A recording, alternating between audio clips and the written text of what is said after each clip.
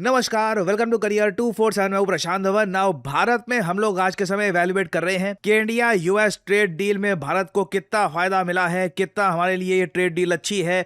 But Pakistan में आप अगर देखें, जब से भारत को ज्यादा बेहतर टर्म्स में टैरिफ्स के साथ डील मिली है, काफी ज्यादा आलोचना की जा रही है यूएसए की।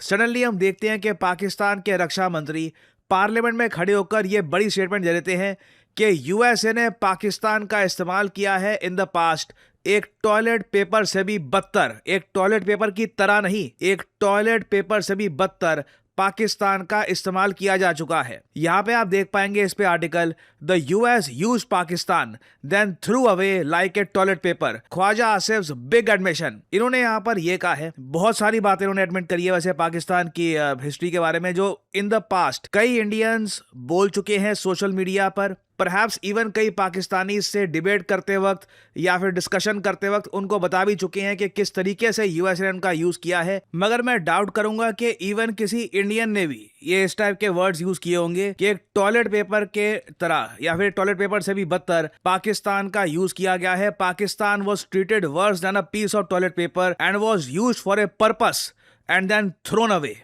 ये बहुत बड़ी स्टेटमेंट दी है यहाँ पर ख्वाजा आसिफ ने। ये तक एडमिट किया है कि पाकिस्तान के जो फॉरेन सोल्जर्स हैं, जो इनके सोल्जर्स मारे जाते हैं देश की रक्षा करने के लिए या फिर देश के लिए ये लोग जो भी मिशन करवाना चाहते थे, उनको प्रॉपरली ऑनर भी नहीं किया जाता। ये बात तो हमको लंबे समय से पता है। कारगिल वॉर से ये हम देख रहे हैं कि पाकिस्तान अपने फॉरेन सोल्जर्स को ऑनर नहीं करता, काफी बार मना कर देता है एक्सेप्ट करने से भी कि ये इनके फॉरेन सोल्जर्स हैं। नाउ आपके माइंड में एक सवाल आएगा कि वेट, ये सब जो बातें हैं ये इंडियन न्यूज आउटलेट्स कवर कर रहे हैं, राइट? क्या सच में ख्वाजा आसिफ ने पाकिस्तान के पार्लियामेंट में खड़े होकर सेम एग्जैक्ट बात बोली है? मैं आपको एक काम करता हूं, 2 मिनट की एक क्लिप है जहां पर ख्वाजा आसिफ पाकिस्तान के रक्षा मंत्री ये अपने पार्लियामेंट में खड़े होकर एग्जैक्ट यही बातें बोल रहे हैं। मैं चाहता हूं ये क्लिप आप और मैं मिलकर देखें, फिर आगे डिस्कस करेंगे कि अचानक से पाकिस्तान के रक्षा मंत्री ऐसी स्टेटमेंट क्यों दे रहे हैं। क्यों ये बोला जा रहा है पाकिस्तान के रक्षा मंत्री द्वारा कि पाकिस्तान ने खुद को भाड़े पे चढ़ा दिया था 2 डेकेड्स के लिए, 20 साल के लिए Pakistan rented itself out to the United States of America. और एक मर्सनरी होता है एक ऐसा व्यक्ति जो पैसे के लिए वॉर लड़े या फिर वायलेंस करे, एक मर्सनरी की तरह पाकिस्तान ने बिहेव किया है। एक बिग एडमिशन है। काफी हद तक ये इनडायरेक्टली यूएसए पर भी एक बहुत बड़ा आरोप लगा रहे हैं क्योंकि यूएसए ने ये सब किया पाकिस्तान के साथ। पहले जो एक क्लिप है ये देखिए। जब आप और मैं, राजा साहब, महमूद खान और बहुत से यहाँ पे जिन्होंने 60 की दहाई देखी है, 70 की दहाई देखी है, मजहबी मुनाफरत हमारे नेशनल जो ईथॉस है, हमारा जो कौमी कल्चर है, उसका हिस्सा नहीं थी। सियासी इख्तिलाफात होते थे,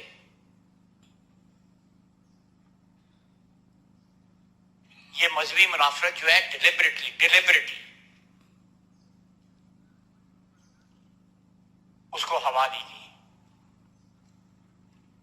मैं अभी अपने फोन पे जो है यूनाइटेड नेशंस में तकरीर की हुई है हिलरी क्लिंटन, उसने सब कुछ बयान किया हुआ है। वो इस पे चलाए इसके ऊपर कि किस तरह पाकिस्तान को उन्होंने इस्तेमाल किया।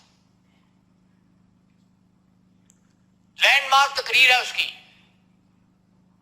और वो किस तरह एक टिश्यू पेपर की तरह, टिश्यू पेपर तो फिर भी टॉयलेट पेपर की तरह हमें छोड़ गई यहां पे।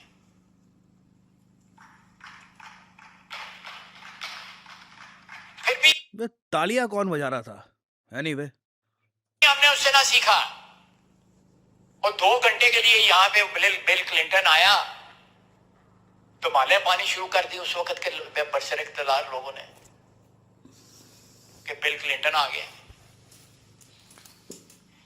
जनाबे वाला 3-4 अगर टोटल लगाए ना, अमरीकी सदूर जो जिनकी टर्म्स गुजरी हैं पिछले 25-30 साल में, उन्होंने 10-12 करोड़ मुसलमान मारा हुआ है।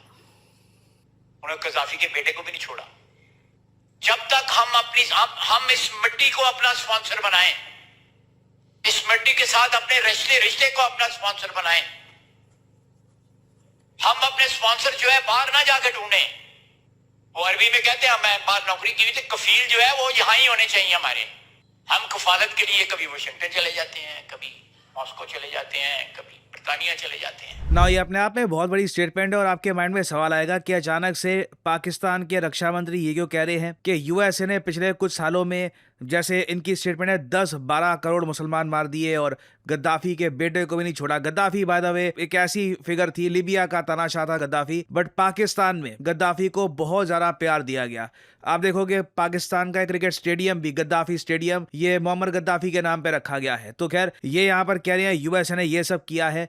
ये सब चीजें, ये सब बातें पाकिस्तान के पार्लियामेंट में क्यों बोली जा रही है, इसके कई रीजन हैं। पहले तो देखो, जो ट्रेड डील इंडिया यूएस के बीच में हुई है, सडनली पाकिस्तान में इससे एक शॉक लगा है। दूसरी बात यहाँ पर यह है कि करंट पाकिस्तान जो रजीम है, उन पे ये आरोप लगाया जा रहा है कि बिल्कुल ये लोग बहुत ज्यादा प्रो यूएस हो चुके हैं और यूएस के हिसाब से अपनी फॉरेन पॉलिसी चला रहे हैं। ना इनका तर्क ये होगा कि हम लोग प्रो यूएस ज्यादा नहीं हो रखे, इन द पास्ट हम लोग बहुत ज्यादा प्रो यूएस थे।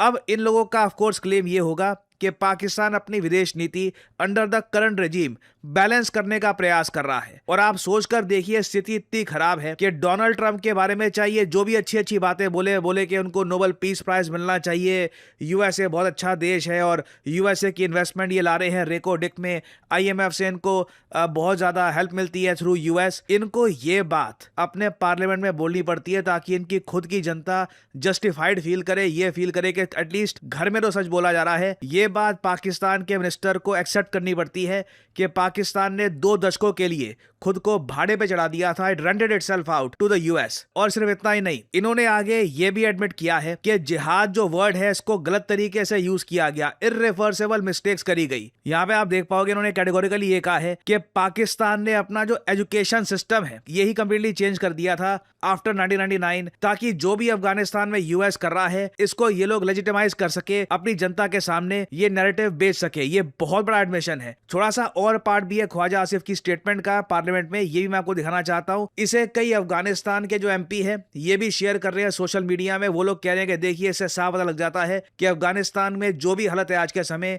इसका डायरेक्ट रिस्पॉन्सिबल कंट्री पाकिस्तान है, जो यूएसए के बिहाफ पर काम कर रहा था अफगानिस्तान को डिस्टेबलाइज करने के लिए। ये मैं कहूंगा हिस्टोरिक स्टेटमेंट देख रहे हैं आज के समय हम बाय ख्वाजा आसिफ, और जो कुछ और इसके पार्ट्स हैं ये भी मैं आपको दिखाना चाहता हूं। ना इस क्लिप में आप देखोगे ख्वाजा आसिफ ये कहेंगे कि यूएसएसआर जो इनवाइट किया गया था अफगानिस्तान में, जी हाँ, ये एक हिस्टोरिकल बात इन्होंने यहाँ पे एडमिट करी है कि यूएसएसआर ऐसा नहीं है कि अफगानिस्तान पर बस अपनी आर्मी लेके चला गया था, इन्वेजन कर ली थी यूएसएसआर ने अफगानिस्तान की। अफगानिस्तान की उस टाइम की सरकार ने यूएसएसआर को इनवाइट किया था। यहाँ पे आप सुनोगे, हमने 2 जंगों में फरीक बने जो अफगानिस्तान के सॉइल पे लड़ी गई। जनाब स्पीकर, सोवियत यूनियन जब आया अफगानिस्तान में तो काबुल में जो हुकूमत थी उनके इनविटेशन पे आए थे, उनकी मर्जी से आए थे, कोई इन्वेजन नहीं थी। ये आइडिया या ये थ्योरी जो है ये अमेरिकनों की थ्योरी है। बड़ी स्टेटमेंट दे रहे हैं यहाँ पर कि ये जो आइडिया है, ये अफगानिस्तान की इन्वेजन की गई थी रशियंस द्वारा, ये बस एक थ्योरी है जो अमेरिकन्स ने बनाई है। आगे ये एडमिट करते हैं कि यूएसए को यूएसएसआर के अगेंस्ट सपोर्ट करने के लिए इन लोगों ने जिहाद किया, और जिहाद की जो डेफिनेशन है इन लोगों ने अपनी स्कूल की टेक्स्ट बुक्स में चेंज कर दी। बट मुझे यहाँ पर यह भी ऐड करना पड़ेगा कि सारा जो फॉल्ट है ये यूएसए का नहीं है। ये एक न्यूट्रल तरीके से अगर हम चीजों को देखें तो हम प्रॉपरली समझ पाएंगे कि एक्चुअली पाकिस्तान के साथ हुआ क्या था, या फिर आप कह लीजिए पाकिस्तान ने खुद के साथ किया क्या था। यहाँ पे आप देख पाएंगे इस पर बहुत अच्छा आर्टिकल पब्लिश किया गया था कि ख्वाजा आसिफ का जो लेटेस्ट यूएस आउटबर्स्ट है, ये यहाँ पर कह रहे हैं कि जी टॉयलेट की तरह यूज कर दिया गया हमको, और अफगानिस्तान में जो भी सिचुएशन है उसका जो जिम्मेदार है वो हम नहीं है। अब अफगानिस्तान में जो भी वायलेंस हुआ, जो भी खराब यहाँ पर चीज़ें हुई, उसका नेगेटिव इम्पैक्ट पाकिस्तान झेल रहा है। ये यहाँ पे कुछ हद तक ये भी जस्टिफाई करने का प्रयास कर रहे हैं कि पाकिस्तान में जो भी आज के समय अटैक्स हो रहे हैं फ्रॉम पाकिस्तान तालिबान जो अफगानिस्तान में ऑपरेट करता है, इसको रोक पाना रातों रात इतना आसान है नहीं करंट पाकिस्तान रजीम के लिए, क्योंकि इसकी जो जड़ें हैं, जो इसकी कहानी है, ये बहुत ज़्यादा पुरानी है। बट ये मुझको बोलना पड़ेगा यहाँ पर कि पाकिस्तान ने खुद साइन अप किया था to be used up like a toilet. कोई देश आपको टॉयलेट पेपर की तरह आपकी इच्छा के बिना इस्तेमाल नहीं कर सकता। पाकिस्तानियों ने साइन अप किया था, इनको उस वक्त यूएस डॉलर चाहिए थे, उस वक्त इनको लगा था कि कश्मीर या फिर बाकी और तरीके से जो इंडिया को ये डैमेज करना चाहते थे वहां पे यूएसए का सपोर्ट आएगा, यूएस की फंडिंग आएगी। दे साइंड अप फॉर दिस। इन लोगों के पास ऑप्शन थी कि कश्मीर वाला इशू जो था उसको ठंडे बक्से में डालकर इंडिया के साथ रिलेशंस इंप्रूव करते। हमारे कई प्राइम मिनिस्टर्स पाकिस्तान गए थे। अटल बिहारी वाजपेयी जी बस लेकर पाकिस्तान गए थे। डॉक्टर मनमोहन सिंह जी ने आप अगर देखो तो पाकिस्तान के प्रेसिडेंट को कहा था कि he is a man of peace. बहुत कोशिश करी गई हमारी तरफ से कि पाकिस्तान के साथ रिलेशंस इंप्रूव हो। अल्टीमेटली जब देखा कि जो भी हम कर ले कुछ इंप्रूवमेंट होती ही नहीं है, पाकिस्तान की एक जो पॉलिसी है वो चेंज होती नहीं है, तब जाके अब हम देख रहे हैं कि ऑपरेशन सिंदूर और ऑल टुगेदर मैं कहूंगा कि क्लियर पॉलिसी अपनाई है पाकिस्तान के अगेंस्ट कि पाकिस्तान से कोई आतंकवादी हमला भारत पे होता है तो सीधा उसके रिस्पॉन्स में हम लोग ऑपरेशन सिंदूर को कंटिन्यू करना शुरू कर देंगे। तो पाकिस्तान के रक्षा मंत्री की जो भी स्टेटमेंट है, it's a mix of a lot of things. यहाँ पे आप देख पाओगे आर्टिकल, पाकिस्तानी जो न्यूज़पेपर है ये आज के समय शहबाज शरीफ की आलोचना कर रहे हैं कि इंडिया यूएस ने ट्रेड डील क्लिंच कर दी, we never took serious efforts. ये बात बोली जा रही है पाकिस्तान में कि इंडिया के साथ जो ट्रेड डील है वो कई गुना बेहतर है than the trade deal that Pakistan got. Obviously देखो, अब इसमें मैं ये नहीं बोल रहा कि हम लोग सेटिस्फाइड होकर बैठ जाएं अपनी ट्रेड डील के साथ विद द यूएस। हम पाकिस्तान के साथ खुद को कंपेयर नहीं करते इन टर्म्स ऑफ ट्रेड। हमारे अलग ऑब्जेक्टिव्स हैं, अलग टारगेट हैं।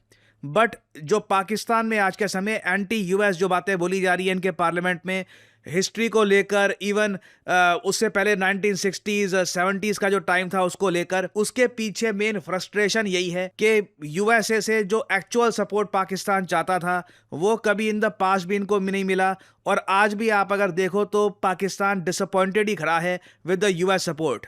और अब देखना वैसे ये होगा कि पाकिस्तान आने वाले 10 साल के लिए क्या पॉलिसी अपनाता है रिगार्डिंग यूएस, क्योंकि इसका एक डायरेक्ट इम्पैक्ट भारत पर भी आएगा। कुछ अपडेट्स आती हैं इस टॉपिक से रिलेटेड तो मैं आपके लिए अपडेटेड वीडियोस लाता रहूंगा। फाइनली यहाँ पे मैं आपसे सवाल पूछूंगा कि हाल ही में न्यू स्टार्ट ट्रीटी समाप्त हो चुकी है। मैंने इस पर एक वीडियो बनाई थी। आपको बताना है कि न्यू स्टार्ट ट्रीटी ये किन दो देशों के बीच में थी। एक तो यूएसए था, दूसरा देश कौन सा था यहाँ पर? ये है यहाँ पे आपकी ऑप्शंस, चाइना, भारत, रशिया या फिर यूके। कमेंट सेक्शन में करिए उत्तर। जो लोग देंगे सही आंसर उनकी कमेंट को मैं दे दूंगा हार्ट, ताकि बाकी लोग समझ पाएं कि सही उत्तर क्या है। ये हमारी अब तक की सबसे बड़ी अनाउंसमेंट है। करियर 247 कोलैबोरेशन कर रहा है American multinational technology company IBM के साथ। जी हाँ, IBM वही आइकॉनिक कंपनी जिसकी 1911 में शुरुआत हुई थी और उसके बाद टेक्नोलॉजी के फोरफ्रंट में इन्होंने बहुत सी इनोवेशन करी है। IBM और करियर 247 मिलके आपके लिए लेके आए हैं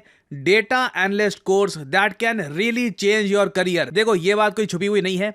भारत में 92% जो एम्प्लॉयर्स हैं, जो लोग जॉब्स के लिए कैंडिडेट्स को स्क्रीन करते हैं, 92% देखते हैं कि किसके पास एक प्रोफेशनल सर्टिफिकेशन है। आप जब अपना खुद का रेज्यूमे बनाते हो, आप लिखते हो कि मैंने यहाँ से ग्रेजुएशन करी है, ये मेरी एजुकेशनल क्वालिफिकेशंस हैं, अपने बारे में लिखते हो अपने रेज्यूमे में। आप इमेजिन करिए उस रेज्यूमे में आप अगर ये ऐड कर दें कि मैंने डेटा एनालिस्ट का प्रोफेशनल कोर्स कर रखा है पावर्ड बाय IBM। आपके रिज्यूमे में वो अलग से ही हाईलाइट होगा। यही चीजें होती है जो आपको क्राउड से अलग खड़ा करती है। एक तरफ क्राउड जो कोई भी कोर्स कर रहा है, दूसरी तरफ आप जो करियर 247 IBM का डेटा एनालिस्ट कोर्स कंप्लीट करके जॉब मार्केट में जा रहे हो। नाउ मैं आपको पहले बता चुका हूं, डेटा एनालिस्ट की डिमांड भारत में लगातार बढ़ती जा रही है।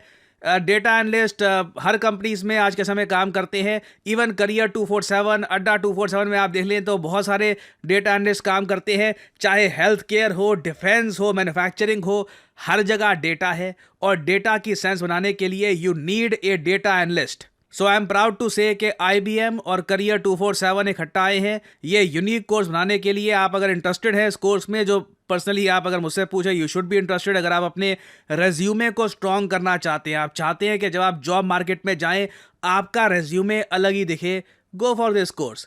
सिंपली क्या करना है, जो वीडियो आप देख रहे हो इसकी कमेंट सेक्शन में जाओ, कमेंट सेक्शन में लिंक आपको मिल जाएगा, लिंक पर करिए क्लिक, आपके सामने ये पेज खुल जाएगा। यहाँ पे अपने डिटेल्स डालिए, कोड डालिए PG10 ताकि आपको डिस्काउंटेड रेट पर ये कोर्स मिले और सिंपली यहाँ पर सबमिट कर दीजिए। करियर 247 की तरफ से आपको कॉल आएगा, बात कर सकते हैं और फिर आप अपनी जर्नी स्टार्ट कर सकते हैं एज ए डेटा एनालिस्ट। और जो सर्टिफिकेट आपको मिलेगा वहाँ पर लिखा होगा पावर्ड बाय IBM। और सिंस ये एक बहुत ही स्पेशल कोर्स है, हमारे पास लिमिटेड नंबर ऑफ सीट्स है। जो लोग पहले अप्लाई करेंगे बैच में हम उनको ही एनरोल कर पाएंगे। तो अगर आप इंटरेस्टेड हैं, आई सजेस्ट जल्दी से पूरा प्रोसेस कंप्लीट करिएगा। और of course use the code PD10 to save your hard earned money as well. So इसी नोट के साथ यह है वीडियो का अंत। Thank you for listening and as I always say, may the gods watch over you.